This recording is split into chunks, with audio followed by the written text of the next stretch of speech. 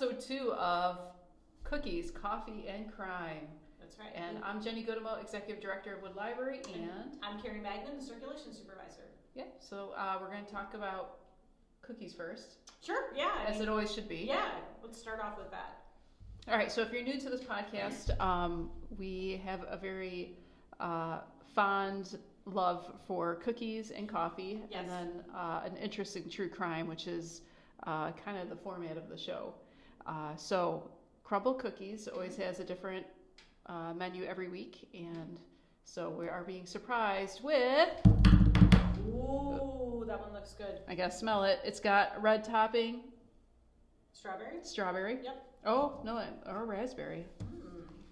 I think it's raspberry. I think it's raspberry too. Let's try it. Yes. Let's go for it.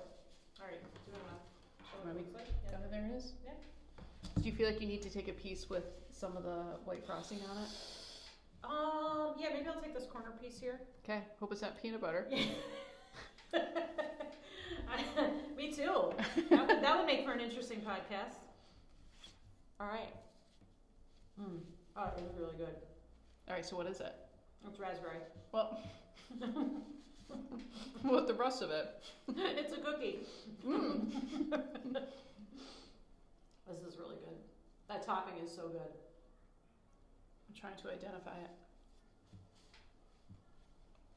What kind of cookie is it though? Is it just like a sugar cookie? With like raspberry? Oh, raspberry butter. Okay. Yeah, raspberry butter cake. Yeah, that's good. Wow, that raspberry topping is so rich. Yeah, it is. Really good. Which is why you should be drinking coffee with your cookies. Yeah, speaking of coffee, so what you're drinking, or you have a chai today? Is that what we're drinking? I'm actually drinking water. Water. I had my tea this morning, everybody. Yeah. I mean, I can drink coffee like morning, noon, or night. So I have vanilla sweet cream cold brew from Starbucks, which is another one of my go-tos. So yeah, tastes great with this. Did you know I used to work at Starbucks? I might have mentioned it once or twice. Yeah, you might have mentioned that. Yeah, that's great. All right, so I guess now that you have your mouth full of cookies, I'll have you start about Patty Hearst. Thank you. Yeah, and then I get to eat my cookie while you talk.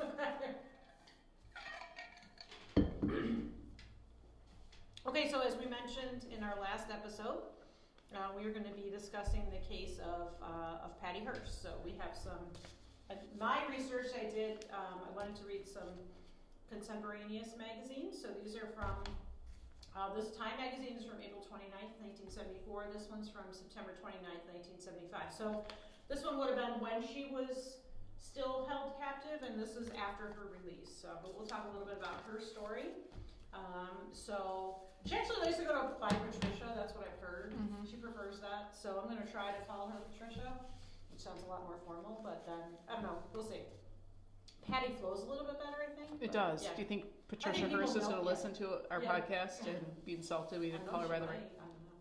Okay. So anyways, Patty was born, she's a granddaughter of William Randolph Hearst, who was sort of the Rupert Murdoch of his time. I mean, he was very influential, owned a lot of journalistic, newspapers and magazines. She was the third of 5 daughters of one of William Randolph Hearst's son, and grew up in a very wealthy part of San Francisco, had a very privileged upbringing, and was a sophomore at Berkeley. She was studying art history, and she was living with her fiance at the time. His name was Stephen Weed. They were living together, and she was kidnapped on February 4th, 1974. They broke into her apartment, or their townhouse, and beat Stephen Weed up, beat him up, and then Patty was kidnapped, and then her story begins with the SLA.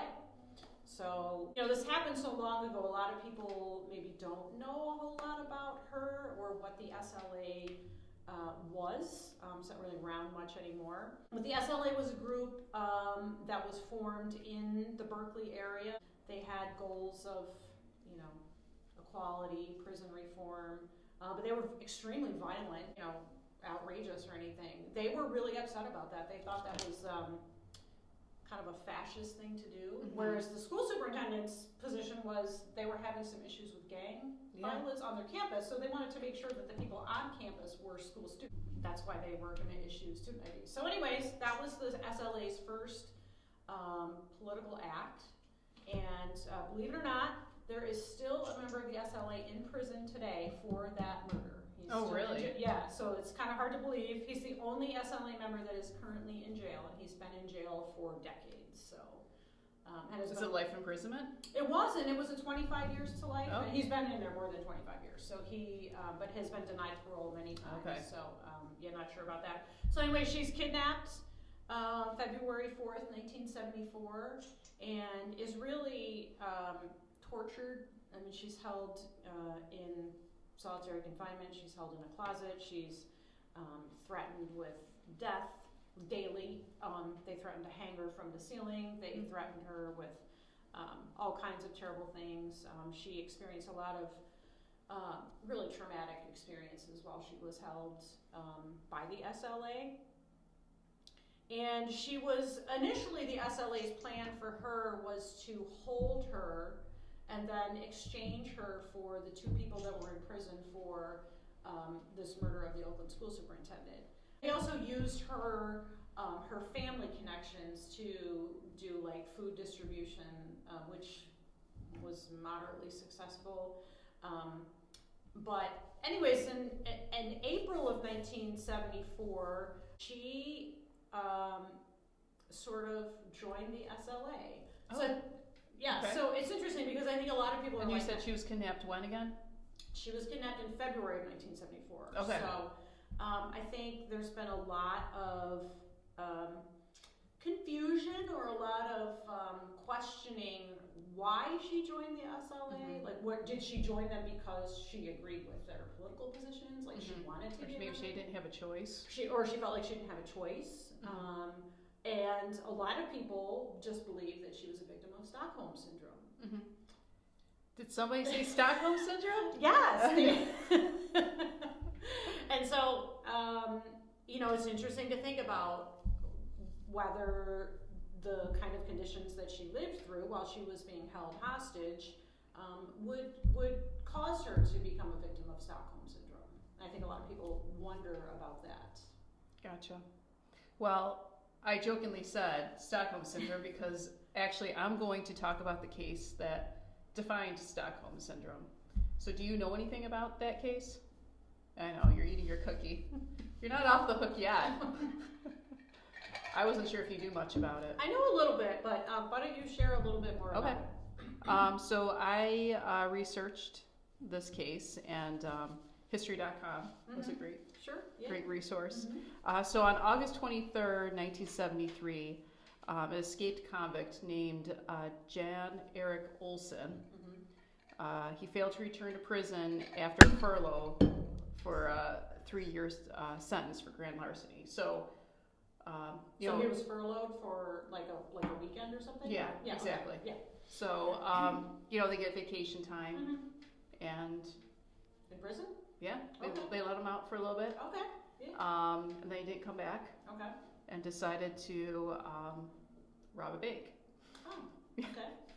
And so the bank that he chose was, I'm probably going to mispronounce this, because this is all Swedish, is Serveges Kreditbanken.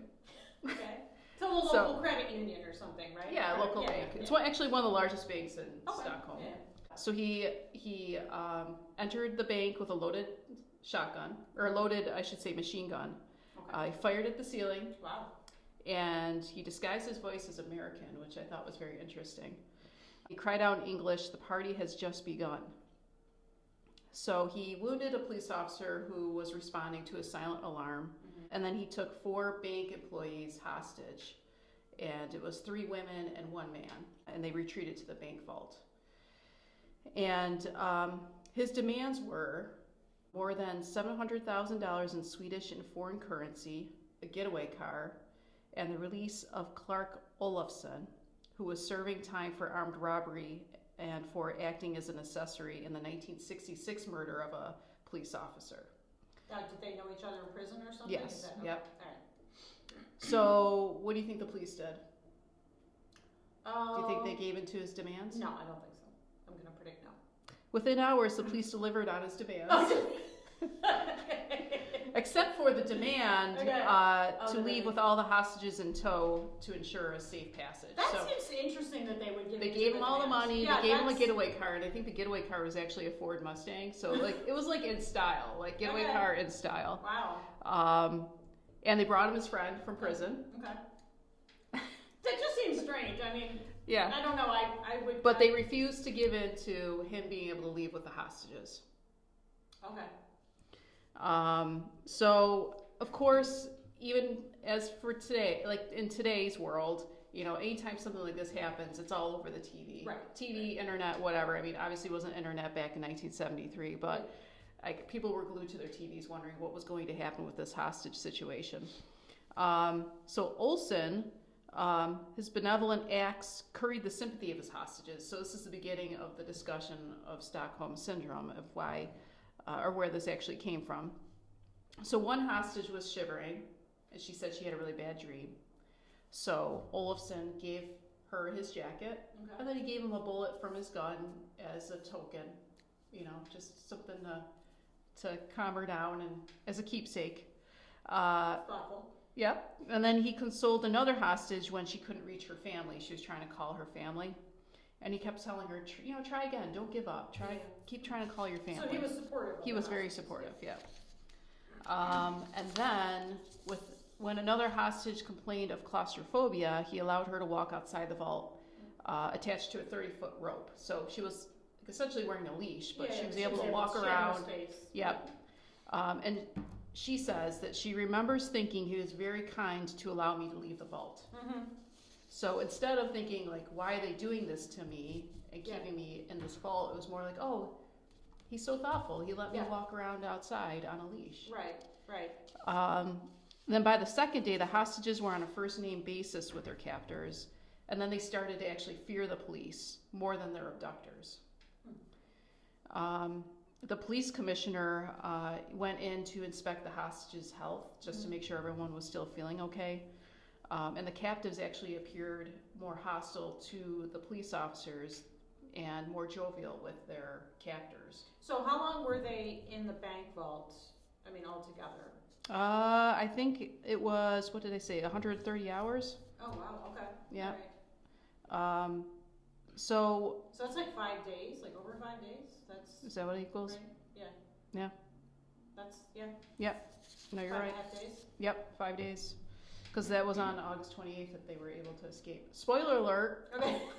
You weren't supposed to know that part yet. Sorry. No. Jumping ahead. No. I mean, one of the hostages even called the Prime Minister of Sweden begging to leave with the guys in the getaway car. Yeah. Olsen even threatened to shoot another hostage in the leg to shake up the police because the police were getting convinced, oh, they're not going to hurt the hostages. Right. But so he started thinking, well, maybe I should shoot one of them just to show them how serious I am. Okay. But then that hostage thought, well, isn't that so nice that it was only going to be my leg? You know, that was the type of... So they were identifying with him at that point. Yes. They were, Yeah. Okay. So as I was kind of hinting at, there was no physical harm done to the hostages. And on the night of August 28th, so again, like 130 hours later, the police pumped tear gas into the vault. Okay. And then the perpetrators were quickly surrendered. The police called for the hostages to come out first, but the hostages refused. They instead crowded around the two guys, embraced them, kept them safe because they were really afraid that the police were going to try to take them out. So the hostages were protecting their captors. Right. Everyone was confused by this, the public, the police, like how is this happening that these people who they thought were terrorized in this bank vault are now protecting the very people that did this to them. Right. And the captives were confused too. The hostages were just as confused, like why do I feel the sense of, I guess, responsibility or fondness toward my captors? So psychiatrists compared this behavior to the wartime shell shock exhibited by soldiers and explained that the hostages became emotionally indebted to their abductors and not the police for being spared death. So within months of the siege, psychiatrists dubbed the strange phenomenon Stockholm Syndrome. Interesting.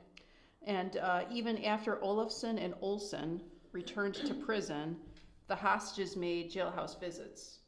So they continue to go visit them. An appeals court overturned Olofsson's conviction, but Olsen spent years behind bars before being released in 1980. So that's where Stockholm Syndrome comes from. That's interesting. That's interesting. You use this term emotionally indebted. I think that's interesting because I wonder if that's, I mean, we haven't talked about like whether you think Patty Hearst had Stockholm Syndrome. I mean, I certainly think she probably did. Yeah. Although I also think that she just was going to do whatever it was to stay alive because they really were, she spent 2 months in a closet, blindfolded.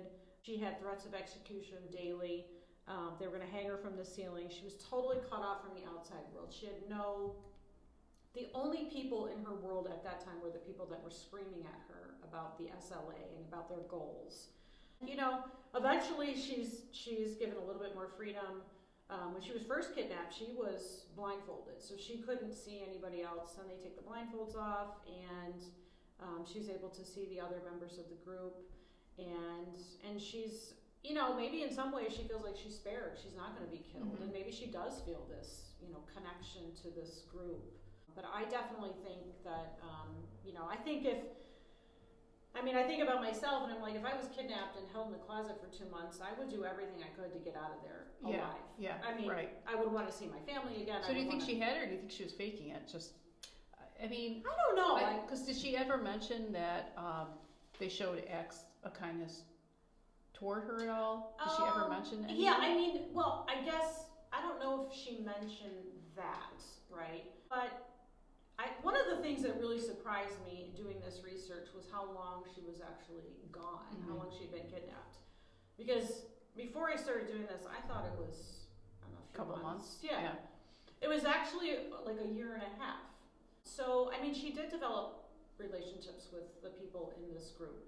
And they were she was living with members of the group, like, in Pennsylvania, which was, maybe 150 miles from where we are right now. Yeah. So they were living together and, having friendships.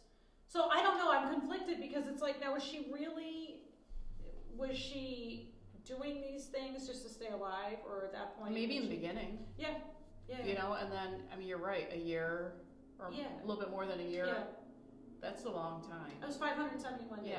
You probably begin to think this is your life now, and you just, go along with it. Right.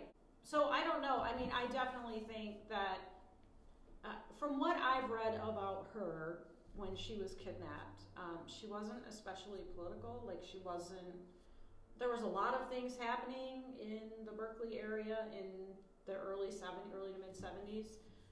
She and her fiance were not political. They were not involved in political organizations. And I think the SLA was actually surprised that they were able to kind of convert her over into their group. I hesitate to even call it a group. It was this sort of gaggle of really violent people who I think they were surprised that she sort of joined them. Now, did they kill anyone else after the superintendent? So they did actually. So there was a very famous bank robbery. Nobody was killed in this, but this was kind of the famous picture of Patty Hearst in the bank robbery. And then so the SLA kind of went through two different groups, right? So most of the original members of the SLA were killed in a shootout with LA police officers in 1974.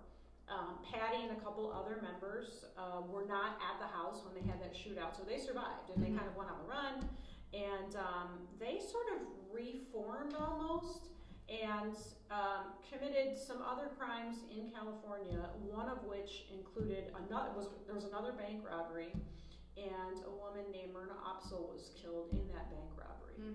And also were planting bombs underneath police cars.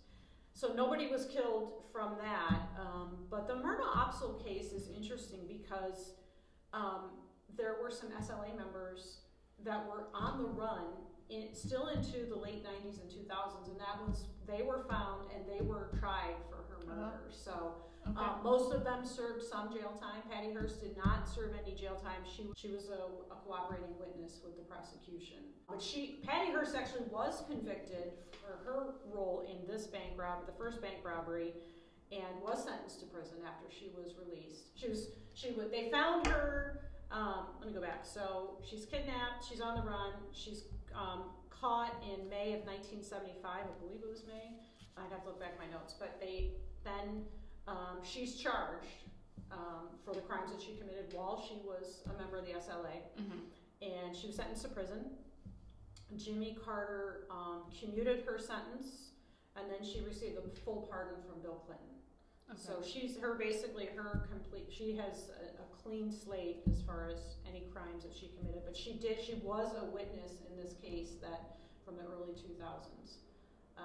So the SLA was, they were a violent group. They were not afraid to, obviously, to kidnap people to achieve their means or kill people. They were definitely a violent group. Now, did they target her specifically? So it's interesting because after they murdered the Oakland school superintendent and two of their SLA members were arrested for the murder, they were thinking about kidnapping a quote famous person. Okay. And they were coming up with lists of people to potentially kidnap and hold for ransom to get, they would release, if they released the SLA prisoners, then the SLA would release whoever they kidnapped. And it just so happened that Patty Hearst's engagement announcement to Stephen Weed was in the paper, and it also mentioned their address. Oh. And so, the SLA was like, hey, like she's somebody who's has a background, her family has a lot of money. Like she would be a really high profile person to kidnap, and they couldn't have made it any easier because they published her address in the newspaper. So, so that was they decided. But they never accepted a ransom for her, right? Or they really wanted their SLA member out of prison. Yeah, that was part of it, and then they used her to do some food distribution. They wanted, I want to say it was $70 for every person in the Berkeley, San Francisco area. Maybe it was the state of California who had either a benefits card, or they had this list, and they wanted good quality meat. They had all these requirements, and so Patty Hearst's family really tried to acquiesce to these demands, and they had these food distribution, which were a little bit chaotic. They ended up being sort of like, at the end, the people that were distributing the food were just like tossing it. Yeah, it was like there were so many people who wanted this food, and then her father, the SLA continued to make these demands, and her father was like, look, we're doing all these things, like, and where is she? And then surprisingly, she sort of showed up in a bank. Yeah, exactly. Yeah. Which I think was shocking, and but again, I mean, I just tend to believe she did that to stay alive. So that's my own personal take on it. What do you think? I don't know. At the same time, was that gun loaded when she was in the bank? It was loaded. I mean, she could have easily taken out. She could have. Yeah. Actually, one of the bank employees, a security guard, said she was definitely part of that bank robbery. She wasn't just standing there like, hey, I'm just sort of telling me what to do. Yeah. She was an active part in that robbery. Yeah, which makes me think that she was like hypnotized, I guess, in a way. It just doesn't. It just seems like if you had that opportunity, you would have taken it. Yeah. I think a lot of people are like, you were on the run for a year and a half. Like, why didn't you? Yeah. Why wouldn't you try to escape? I mean, that was another thing that was surprising to me. Was like, I just assumed this all happened in California, right? And they ended up, Patty and other SLA members ended up in New York City. They were there, then they came to Pennsylvania, then they made their way back to California. So, I mean, again, I think a lot of people look at that case and think, I mean, you could just, you could, at any point, you could have just walked into a police station or really anywhere and been like, hey, I'm Patty Hearst. And people would have been like, okay, let's, you know, you could have just walked away from it. So I don't know, again, I mean, reading her autobiography, I mean, it's just the trauma that she experienced in the first couple months of her kidnapping is just, I don't know if you, I don't know. Yeah, yeah. Well, I don't think we could ever really judge someone because we're not in that situation. Right. Yeah. You don't really know what it's like until you're in it. Right, exactly. You don't know how you're going to react to certain situations. So, yeah, for sure. I mean, I could understand though that if it started with her just wanting to survive and then it turned into, like you said, friendships and like this was your family now. Yeah. And then doing what you needed to survive just within that group. Yeah. I mean, I definitely think Stockholm Syndrome is a possibility, a strong possibility. Yeah. I guess because I kind of am like, can you actually be friends with somebody who kidnapped you? Like that. Well, I think that's where my case came from. I mean, it seems you're hanging out in a bank vault for 5 days. Yeah, but I mean, they made this connection within days. Yeah, probably hours. Yeah. So I wonder if it happened with Patty. It just took longer, but they had her longer too. Yeah. You know, they started off. I mean, I don't know everything that happened within that bank vault, but to me, for that turnaround to happen so quickly, I wouldn't be surprised if they were treating them with respect and dignity right off the bat. Right. And it probably took a little bit longer because they were scaring her and terrorizing her, and then maybe it all of a sudden turned into, hey, we're not so bad. Look, we're treating you kindly. Yeah, exactly. And then maybe she began to change too. Yeah, very possible. Like you said, I mean, we can't know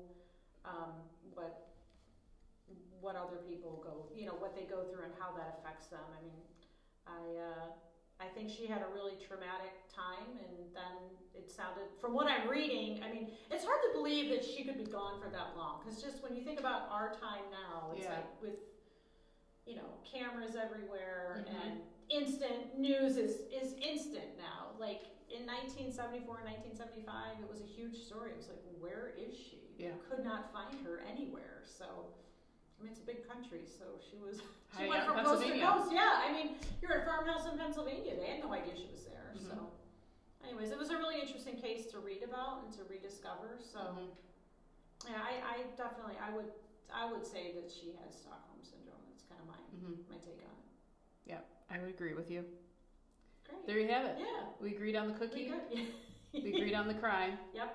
Not so much the coffee. I'm going to try to get you to drink a cup of coffee during this podcast. I'd be drinking like a frappuccino or something loaded up with We sugar can so do I that can't next taste the time, coffee. Yeah. Well, I think that was like 800 some calories probably for that drink. Yeah, probably. It's totally worth it though. Yeah. But all of Starbucks drinks are pretty much up there in terms of calories. Yeah, that's why I drink the cold brew, because the cold brew is like 5 calories.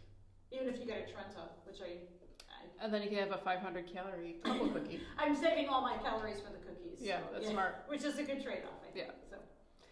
All right. Yeah, this was a lot of fun talking crime and cookies and coffee. So, so we're thinking about ideas for our next podcast, like another person or another crime to investigate. Yep. So, stay tuned. We're still figuring it out. All right, thank you. Bye.